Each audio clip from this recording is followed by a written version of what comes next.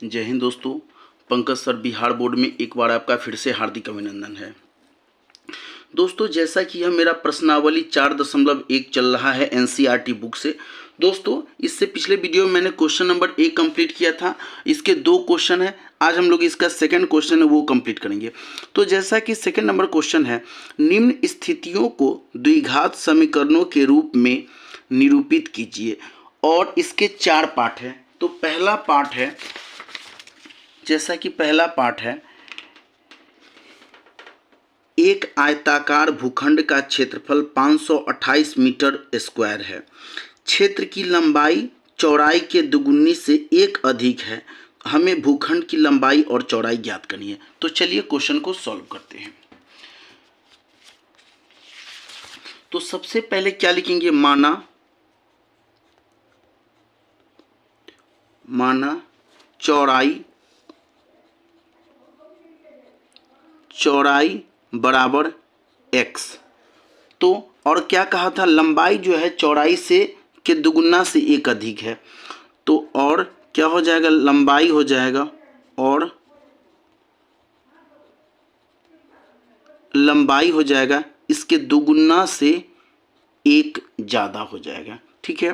तो क्षेत्रफल निकालने का फॉर्मूला क्या होता है, क्षेत्रफल इक्वल टू होता है लंबाई गुना चौड़ाई। तो लंबाई मेरा क्या है 2x प्लस 1 और चौड़ाई कितना है x, और इसका क्षेत्रफल कितना दिया है हमको 528 मीटर स्क्वायर दे दिया है। चलिए अब हम क्या करते हैं, इसको आपस में मल्टीप्लाई करते हैं। तो 2x को x से मल्टीप्लाई करेंगे तो क्या आ जाएगा 2x स्क्वायर आ जाएगा, प्लस x को 1 से मल्टीप्लाई करेंगे तो x इक्वल टू हो जाएगा 528 मीटर स्क्वायर हो जाएगा। अब 528 इधर प्लस में है, इधर आकर क्या हो जाएगा माइनस में। तो क्या लिखेंगे 2x square plus x minus 528 equal to हो जाएगा 0। तो हमें बस इक्वेशन के फॉर्म में ही इसको लिखना था। तो क्या लिखेंगे, भूखंड की लंबाई, तो लिखेंगे भूखंड की लंबाई और चौड़ाई ज्ञात करने के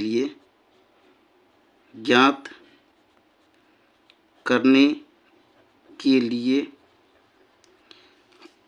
समीकरण होगा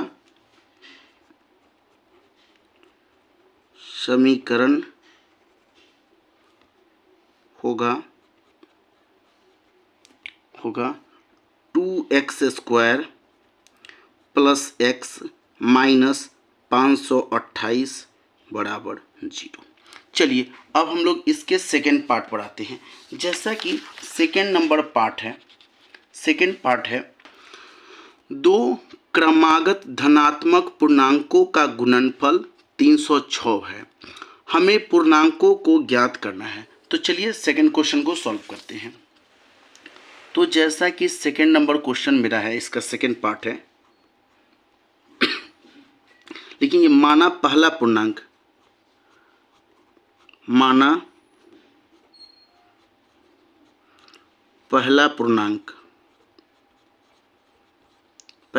हम क्या मान लेंगे, x मान लेंगे।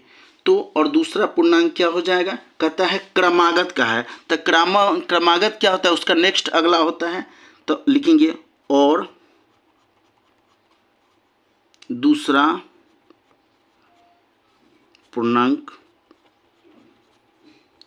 पूर्णांक हो जाएगा x प्लस 1 हो जाएगा, और दोनों का गुणनफल कितना है 306 के बराबर है। तो लिखेंगे x और x प्लस 1 को गुना करेंगे तो क्या आ जाएगा 306 हो जाएगा। x को x से मल्टीप्लाई करेंगे तो x स्क्वायर हो जाएगा, प्लस x को 1 से मल्टीप्लाई करेंगे तो x इक्वल टू हो जाएगा 306। ये प्लस में है, इधर आकर के माइनस हो जाएगा। तो x square plus x minus 306 बराबर क्या हो जाएगा 0 हो जाएगा। तो हम क्या लिखेंगे, हम लिखेंगे पूर्णांक को पूर्णांक को ज्ञात करने के लिए समीकरण बराबर क्या हो, समीकरण होगा x² प्लस x माइनस 306 बराबर 0। चलिए अब इसके हम लोग थर्ड पार्ट पर चलते हैं। जैसा कि इसका थर्ड पार्ट है, थर्ड पार्ट कहता है रोहन की माँ उससे 26 वर्ष बड़ी है और उनकी आयु का गुणनफल अब से 3 वर्ष पश्चात 360 हो जाएगी। हमें रोहन की वर्तमान आयु ज्ञात करनी है। तो चलिए क्वेश्चन को सॉल्व करते हैं। सबसे पहले हम क्या लिखेंगे, क्वेश्चन नंबर 3 सबसे पहले लिखेंगे माना रोहन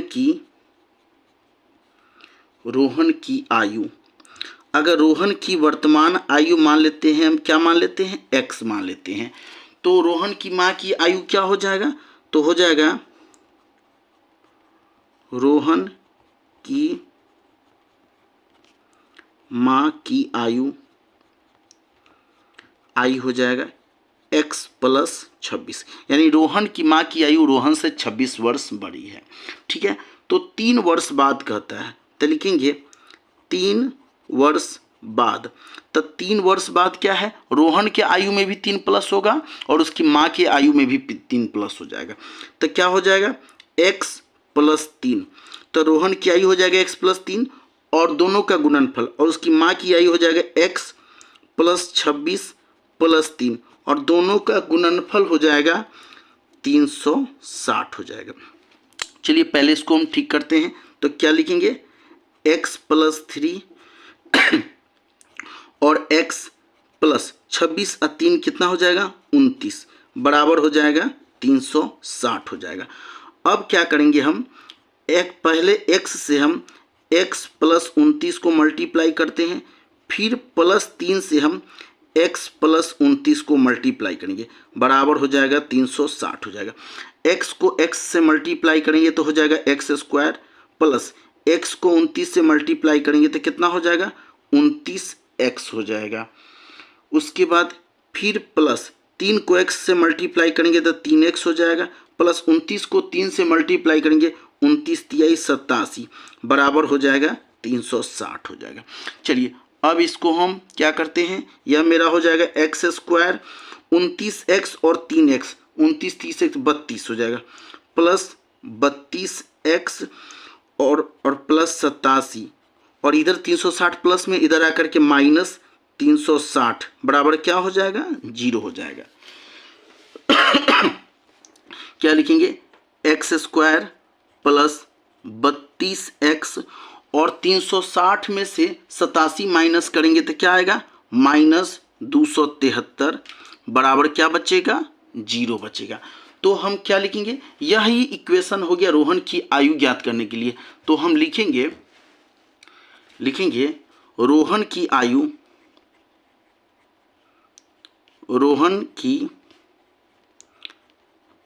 आयु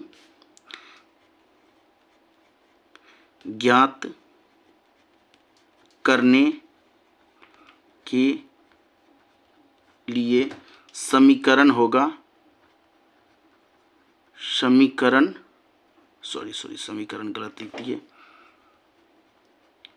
समीकरण होगा, क्या होगा समीकरण, तो समीकरण हो जाएगा x² प्लस 32x माइनस 273 बराबर 0। चलिए अब इसके हम लोग चौथा पार्ट पर चलते हैं, चौथा और लास्ट पार्ट है। जैसा कि चौथा पार्ट है, एक रेलगाड़ी 480 किलोमीटर की दूरी समान चाल से तय करती है। यदि इसकी चाल 8 किलोमीटर प्रति घंटा कम होती तो वह उसी दूरी को तय करने में 3 घंटे अधिक लेती। हमें रेलगाड़ी की चाल ज्ञात करनी है। तो चलिए क्वेश्चन को सॉल्व करते हैं। सबसे पहले क्या लिखेंगे, माना रेलगाड़ी की चाल, रेलगाड़ी की चाल, रेलगाड़ी की चाल हम क्या ले लेते हैं, x किलोमीटर पर आवर, ठीक है। और लिया तो लिया गया समय क्या होगा, तो लिया गया समय बराबर हो जाएगा, जैसे समय बराबर होता है, समय बराबर होता है दूरी बटा चाल, और दूरी कितना दे दिया है 480 किलोमीटर। तो 480 में हम चाल जो है x किलोमीटर से भाग देंगे तो इसका समय निकल जाएगा। फिर पुनः क्या कहा जे 8 किलोमीटर उसका चाल कम होने पर, तो लिखेंगे 8 किलोमीटर पर आवर चाल कम होने पर, कम होने पर। तो जब चाल कम हो जाएगा तो 480 किलोमीटर दूरी को ही तय करने में उसका स्पीड कितना हो जाएगा, पहले से एक स्पीड हो जाएगा x माइनस 8 हो जाएगा, तो यही समय लगेगा। तो इसमें जो है 3 घंटा ज़्यादा समय लगता है और इसमें 3 घंटा कम लगता है, तो इसमें से इसको माइनस करेंगे तो यह भी चाल है और यह भी सॉरी ये भी समय है और ये भी समय है, तो 480 बटा x माइनस 8 में से माइनस करेंगे 480 बटा x बराबर हो जाएगा 3 हो जाएगा। चलिए अब दोनों का एलसीएम लेंगे, तो एलसीएम के लिए क्या करेंगे, दोनों को आपस में मल्टीप्लाई करेंगे, तो x माइनस 8 को मल्टीप्लाई करेंगे x से, x माइनस 8 से ही कट जाएगा तो x से मल्टीप्लाई हो जाएगा, तो 480 को x से मल्टीप्लाई करेंगे तो 480x हो जाएगा, माइनस x से x कैंसिल हो जाएगा, 480 मल्टीप्लाई हो जाएगा x माइनस 8 से और बराबर हो जाएगा 3 के। चलिए अब इसको आपस में मल्टीप्लाई करेंगे तो क्या हो जाएगा, 480x माइनस 480 को x से मल्टीप्लाई करेंगे तो 480x हो जाएगा और माइनस माइनस प्लस हो जाएगा, 480 को 8 से मल्टीप्लाई करेंगे तो हो जाएगा 3840 बटा x को x से मल्टीप्लाई करेंगे तो x स्क्वायर और माइनस प्लस माइनस 8 को x से मल्टीप्लाई करेंगे 8x बराबर हो जाएगा 3, क्रॉस मल्टीप्लाई हो जाएगा। अब क्या करेंगे, लिखेंगे 480x माइनस 480x प्लस 3840 बराबर, ये इसके साथ मल्टीप्लाई हो जाएगा, 3 को x स्क्वायर से मल्टीप्लाई करेंगे तो 3x स्क्वायर हो जाएगा और माइनस प्लस हो जाएगा माइनस 24x हो जाएगा।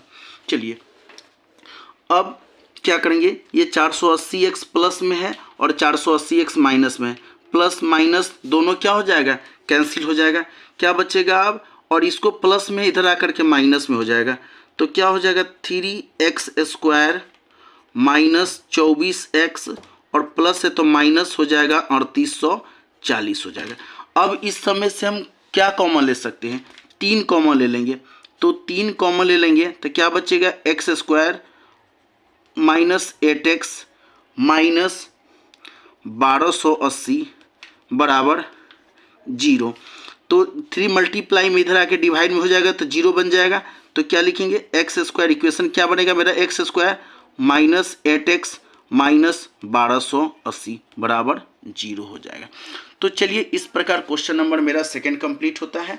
अब नेक्स्ट वीडियो में हम लोग अगले प्रश्नावली को करेंगे। धन्यवाद।